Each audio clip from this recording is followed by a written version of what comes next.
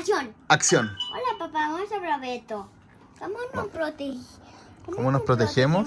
De gallo. Ya, pero vamos a escuchar un audio que puso la Miss, ¿ya? Sí.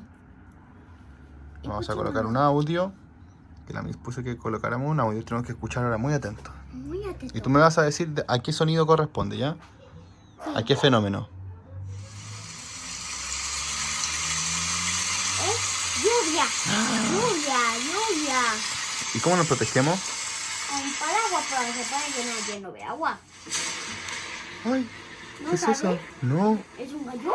un rayo. ¿Y Oh. cómo nos protegemos? En la casa. En la casa. Y viento. ¿Y ese ruido qué es lo que era? ¿Viento? Viento. Hoy se apagó, parece. Era viento. ¿Y cómo nos protegemos del viento? Con una casa. Bien. Bien.